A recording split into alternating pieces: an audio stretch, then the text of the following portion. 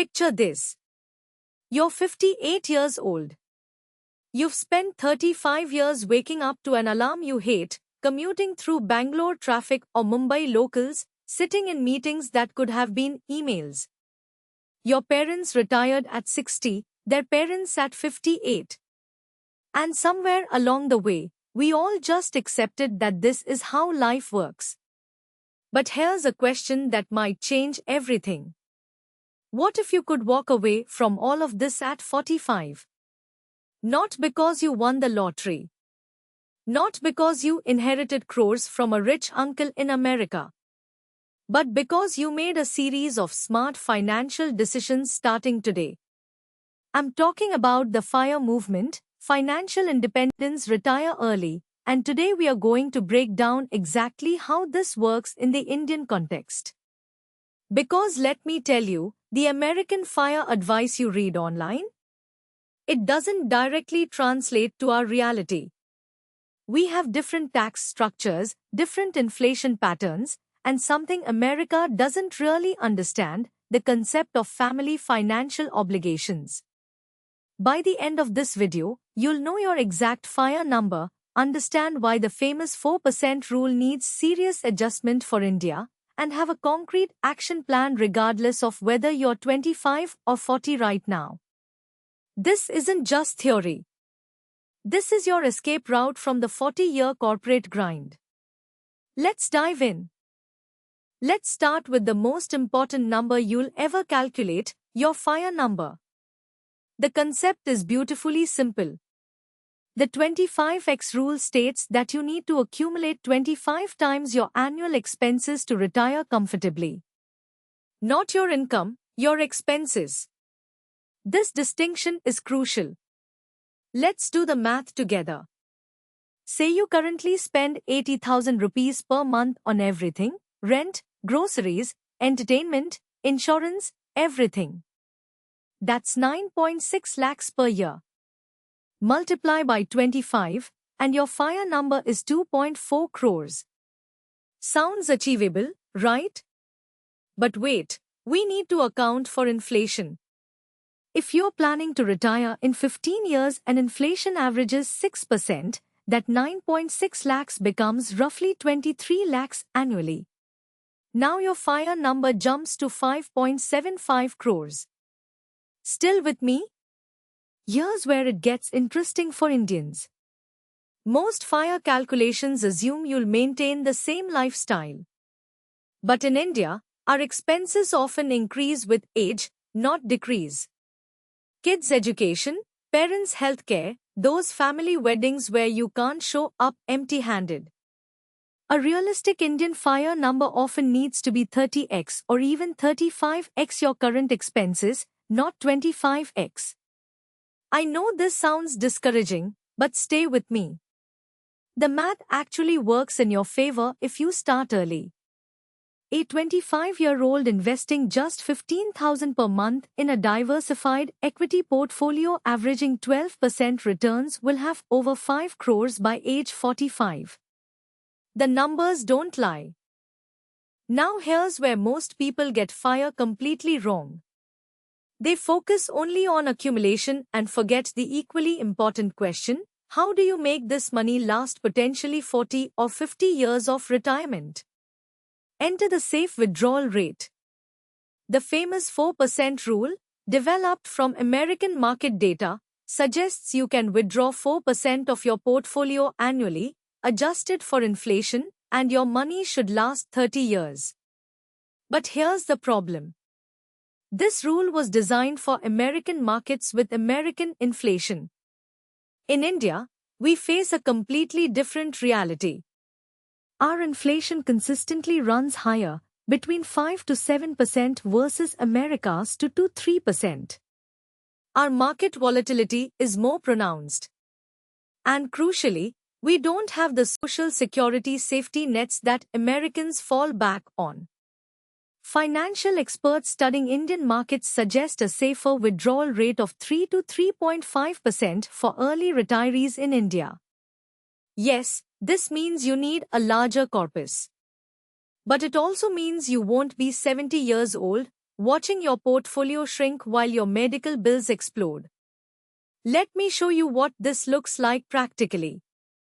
With a 5 crore corpus and a 3.5% withdrawal rate, you can safely withdraw 17.5 lakhs annually, roughly 1.45 lakhs per month. Not living like a king, but certainly comfortable. And here's the beautiful part, if your portfolio grows faster than your withdrawals during good market years, you're actually getting richer in retirement, not poorer. Let's talk about the elephants in the room that make Indian FIRE planning uniquely challenging. First, healthcare. Medical inflation in India runs at 14 to 15% annually, nearly double our general inflation. A procedure that costs 5 lakhs today could cost 20 lakhs in 15 years. And unlike our parents' generation, we can't assume our children will foot the bill. The average Indian spends more on healthcare in their last 10 years of life than in all previous years combined.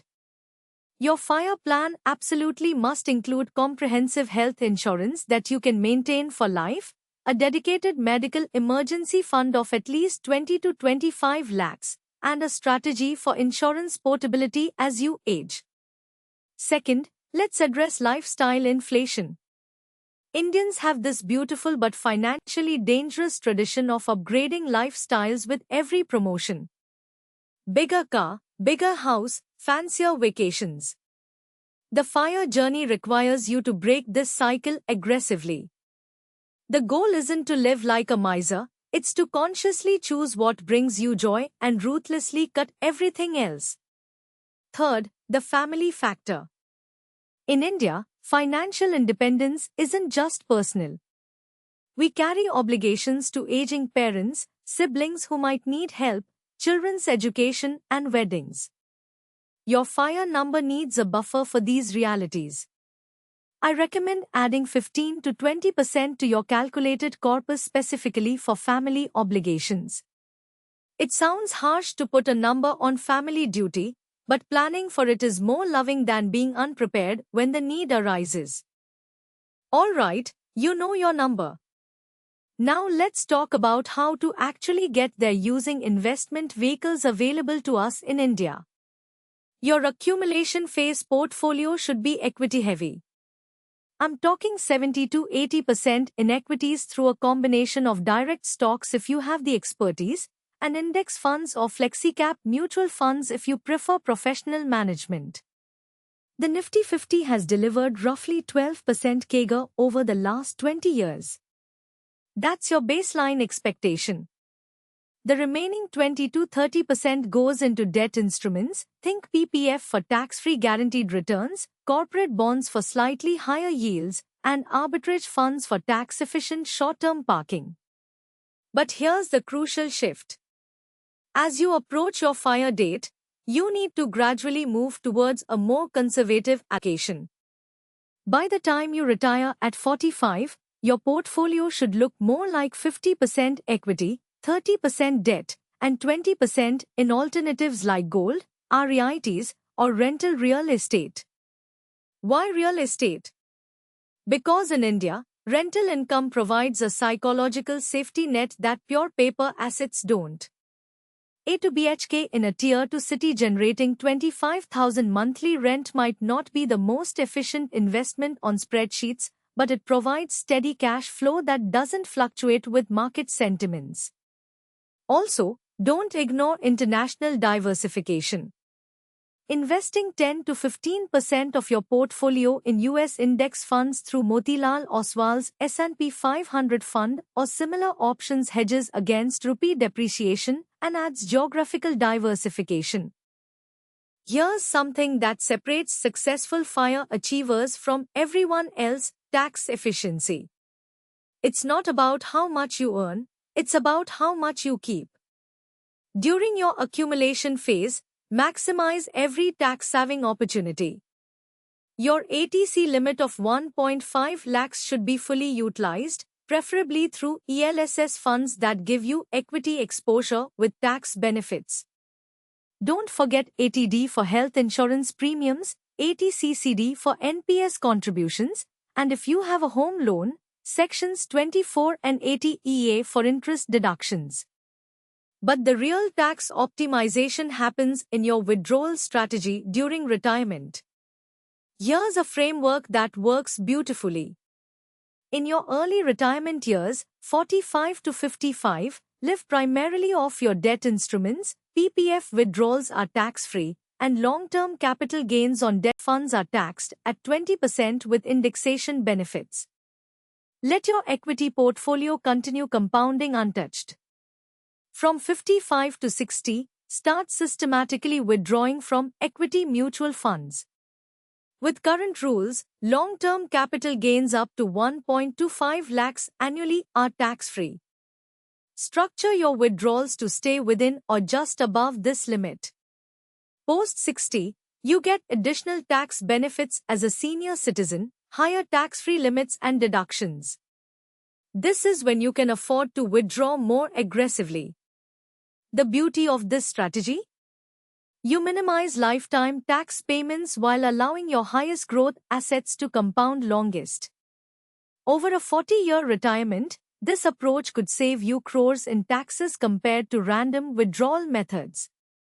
Every rupee saved in tax is a rupee that continues working for you. Let's bring this all together with a concrete action plan you can start implementing tonight. If you're in your 20s, congratulations, you have the most powerful asset, time. Start with a 50% savings rate if possible, heavily weighted towards equity index funds.